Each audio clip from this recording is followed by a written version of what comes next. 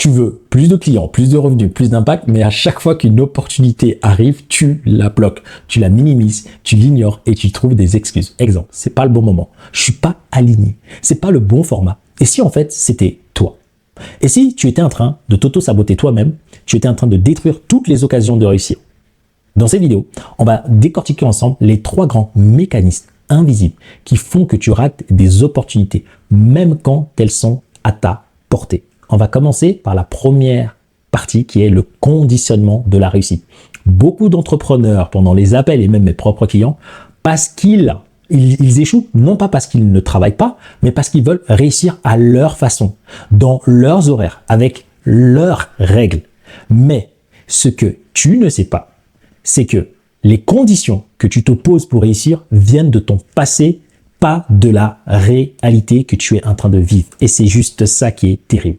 Tu pourrais avoir 40 manières de réussir plus vite, mais toi, tu ne vois que 3 possibilités parce que ton cerveau est programmé pour ça. Je ne cesse de le redire, que ce soit en coaching, que ce soit partout. Des fois, c'est pas une question de stratégie.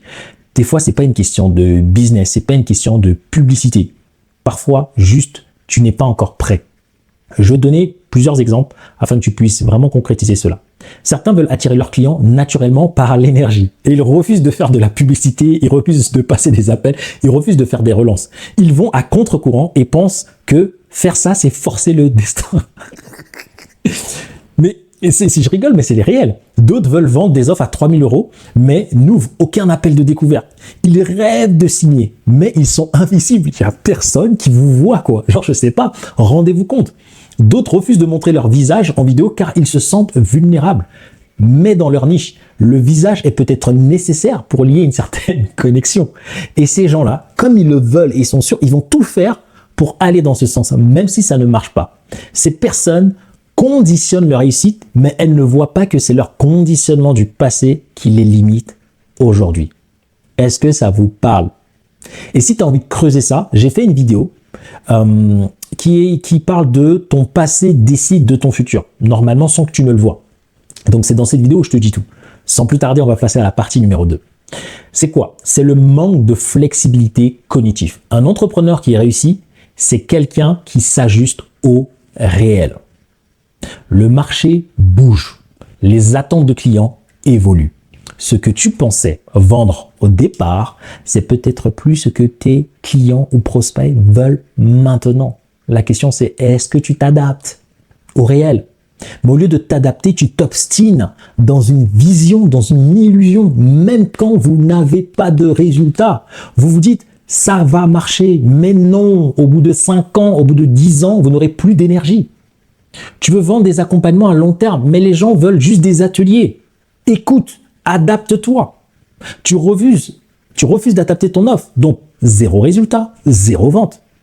Tu bloques sur la technique, donc tu te dis non, moi je veux pas d'accompagnement où il y a de la technique, mais apprendre la technique est nécessaire si tu veux déléguer. Et donc tu es en train de prendre du retard. Tu perds des clients juste parce que tu refuses d'apprendre un outil. Tu dis que tu bosses par l'intuition, ça c'est les meilleurs. Et tu ne veux pas te poser des objectifs.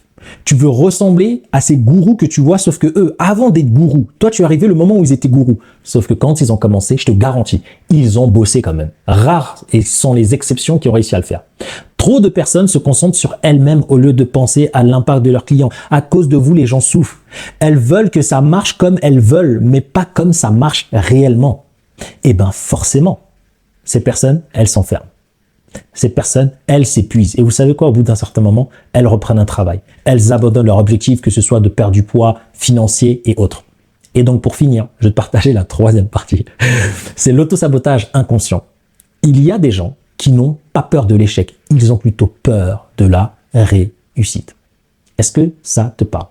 Ils ont peur que la réussite les expose, qu'on les juge, qu'on leur dise « tu ne mérites pas ça ». T'es un gourou, t'es un arnaqueur, t'es un vendeur de rêves. Mais la réalité, c'est qu'ils ont peur de ressembler à ceux qu'ils critiquent eux-mêmes. C'est ça la vérité. Ils jugent les gens qui réussissent. Donc, si ils réussissent, ils auront peur de subir le même jugement qu'ils projettent. Je vous laisse un peu réfléchir. C'est quoi le résultat de ça concrètement? C'est que certains vont faire un live qui cartonne cartonnent. Mais au lieu de continuer à créer la dynamique, surfer sur le momentum, hop, ils disparaissent pendant 10 jours. Il y en a qui vont signer des clients à 2000 euros. Ça m'est arrivé, c'est arrivé à mes clients. Et d'un coup, les gens veulent changer l'offre alors qu'ils ont réussi à vendre. Certains sont invités sur des podcasts et refusent en disant « je suis pas prêt ». Mais t'étais pas prêt même pour être né. C'est tes parents qui t'ont ramené ici sur Terre. Mais en réalité, tu es juste terrifié par ta propre lumière ou tu es terrifié parce que toi, tu es un démon pour les personnes comme toi qui sont dans la lumière. Et donc, tu dois travailler dessus. En résumé, beaucoup ratent des opportunités parce que, vous voulez réussir uniquement selon vos conditions. Ce n'est pas possible. Ce n'est absolument pas possible parce que votre conditionnement vient de votre passé et votre passé, il est restreint. Alors que plus vous allez passer les steps, plus vous allez voir que, en fait, l'argent est partout, la réussite est partout. Vous refusez de vous adapter au réel. Ça, c'est le deuxième point. Le réel, c'est ça qui est important. Écoutez vos clients et vous allez voir qu'il y a de l'argent. Écoutez le marché et vous allez voir que vos opportunités, la réussite que vous voulez, est là. Juste, ce ne sera pas forcément de la manière que vous souhaitez. Vous vous auto-sabotez quand la réussite vient réelle. Et tout ça ne vient ni de votre offre, ni de votre niveau, mais de votre système intérieur et de vos programmations inconscientes. Et donc, quand vous agissez, vous pensez que c'est vous qui agissez. Non, je suis désolé. Donc, j'ai fini pour cette vidéo. Dites-moi en commentaire quelle opportunité aujourd'hui vous êtes en train, vous sentez que vous êtes bloqué et vous vous auto-sabotez à l'intérieur.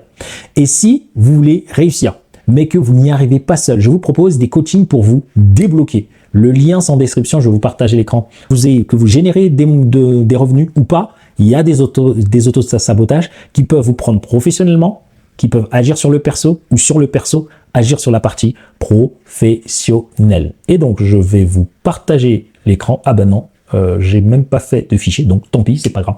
Je vous laisse avec les 2 prochaines vidéos ici. Sinon, dans le lien en description, vous avez tous les liens. Donc, regardez l'une de ces 2 vidéos et je vous dis à très vite dans une prochaine.